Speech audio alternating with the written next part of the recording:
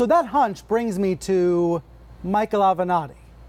He doesn't have much of a political record, but he does know his way around a TV studio. And the other day, he went into the liberal lion's den of Tucker Carlson Tonight, a show that's been calling him a creepy porn lawyer for months now. Before the interview, Tucker claimed he would be respectful.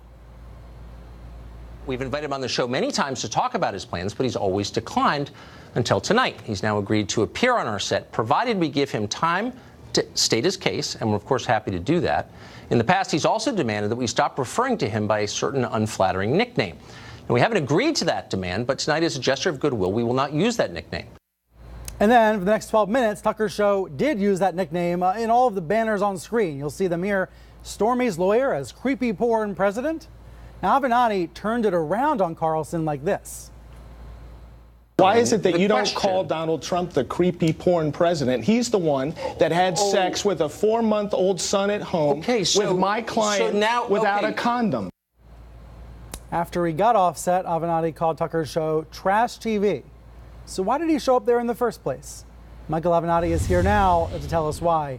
Michael, many Democrats say no to Fox's interview requests, many 2020 hopefuls. So I'm curious, why did you say yes? Well, Brian, if you're going to be a fighter and you're going to fight for the future of this country and lead the Democratic Party, then you can't be ducking fights. And frankly, sometimes you have to go into the belly of the beast, as they say, and take on some of these individuals, even if they're entirely unprofessional, like Tucker Carlson. Yeah, Alexandria Ocasio-Cortez was here earlier today. She's on Jake Tapper's show. And I was asking her about her Fox strategy, about whether she'll ever go on Fox or not. I know it's a very live issue among Democrats. Is it right to go on Fox or not? So you're saying you have to take the fight to what you perceive as the enemy. Do you feel you succeeded with Tucker? Well, I think I did succeed because I think Tucker looked terrible coming out of that interview. I mean, he constantly spoke over me. I thought the use of the creepy porn lawyer at the bottom of the screen, which I was not aware of at the time, otherwise I would have called him out on it. I thought that was completely unprofessional and uncalled for. And I think that Tucker lost whatever modicum of respect as a journalist he had left as a result of that interview. Yeah, he said he would give you time to state your case. Do you feel that he followed through on that commitment? Absolutely not. And another prerequisite was that he was not going to interrupt me and talk over me. And he continually did that and did not allow me to answer the questions that he posed. Yeah, but hold on. If you're going to be a fighter, you're going to have to get used to people interrupting you. And I am used to that, and I think if you look at that interview, I demonstrated an ability to deal with that to a certain degree, but I was not given ample time to deal with many of the ridiculous questions that he posed to me and the attacks, starting with the fact that I'm exploiting my client because she's still dancing in strip clubs. Stormy Daniels is dancing for one reason and one reason only, because Stormy Daniels wants to dance. Anybody that has been paying attention over the last 6 months knows that at this point in her life, nobody tells Stormy what to do, and that includes me. There's been a lot of attention about whether you're going to run for president in 2020. How serious are you at this moment in time about that? I'm very serious, Brian, and I'm getting more serious by the week because I'm traveling around the country and people are encouraging me to do it. And I'll also add that I listened to your hunch at the beginning of this segment, and I could not agree with you more.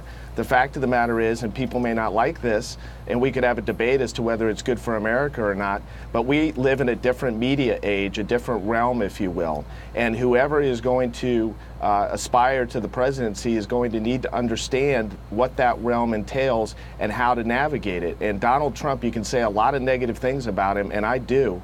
And I think he's completely unprepared for the office, and he lacks the fabric to lead this nation. But if there's one thing that he understands, it's branding and how to navigate the media.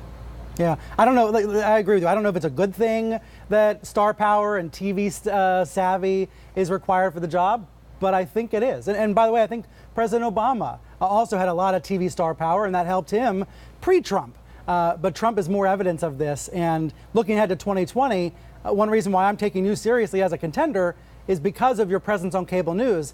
I want to show a headline about this from Politico because Bill Scher wrote about this, saying you're currently leading the pack among 2020 contenders on the Democratic side. But he thinks that's a bad thing. He says you could be damaging the rest of the field and the country by taking away attention from traditional politicians who have more experience in this. What do you say to them?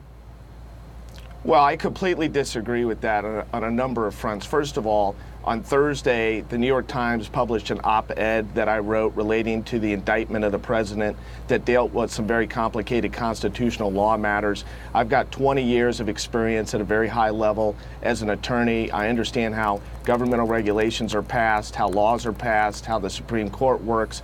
I have an extreme depth of knowledge. But more importantly, Brian, if I decide to enter this fight, I think it'll be good for the Democratic Party, because whoever emerges from the field, whether it be me or someone else, at that point will be prepared to take on Donald Trump and win in 2020, which is the most important thing. I believe that the future of the Republic is at stake in the 2020 election, and the Democrats cannot afford to lose it for the benefit of the nation. But I'm concerned sometimes you fall into some Trumpian tactics. For example, at one point earlier this year, you threatened Daily Caller reporters with a defamation suit. How is that appropriate for anybody thinking about running for office? Well, if a journalist, quote unquote, and look, I don't believe the Daily Callers individuals are journalists by any stretch of the imagination. If you look at their history, That's very Trumpy, trying to drive a wedge between real and fake journalists. Well, no, Brian, I disagree. Look, I don't think all journalists are created equal. I don't believe many journalists adhere to the same standards as you and others, for instance, at CNN or the New York Times or the Washington Post. Just like all attorneys are not ethical, all journalists do not adhere to the requisite standards of journalism. A lot of people have written a lot of negative things about me, and they'll continue to do so. And I don't have a problem with that. That's what this nation's all about. But when people engage in tactics that do not meet basic journalistic standards and make things up, from time to time, I'm going to call them out on it. What about blocking critics on Twitter? Just the other day, you blocked Jon Favreau, some other Dems. If you want to be a fighter, why would you go blocking folks on Twitter? Well, Jon Favreau is not blocked, frankly, and you know, I'd be happy to have a discussion about Jon Favreau. But look, if people come on my Twitter feed, but Brian, let me just finish. So I'm a private citizen. If people come on my Twitter feed and they attack me for no reason, or they engage in profanity, or hurl insults at me, I have the ability to block them from my feed. Now, they can go on their own feed or other social media channels and say whatever they want about me. It's a free country, and they're entitled to do that. But they don't need my feed to do it. I'm a private citizen. If I want to block somebody on Twitter, I can do it. And on Twitter yesterday, you challenged Tucker Carlson to a debate. Come on, what are the odds? You think he's going to say yes? No, I don't think there's any chance he's going to say yes, because he doesn't want to engage with me in a legitimate debate where we can actually answer questions and ask questions about real issues. He would rather engage in his clown show of a TV show like he did on Thursday night, and I think he looked terrible. But you're going to keep appearing on Fox if asked, or maybe not? Well, I think from time to time I will, under the right circumstances, but I think that I was treated with complete disrespect the other night, and I don't think anyone should have to deal with that. And certainly you and others on other stations would never treat any guest like that. I don't think you seem that creepy, but that's just me. Michael, thanks for being here. Thank you.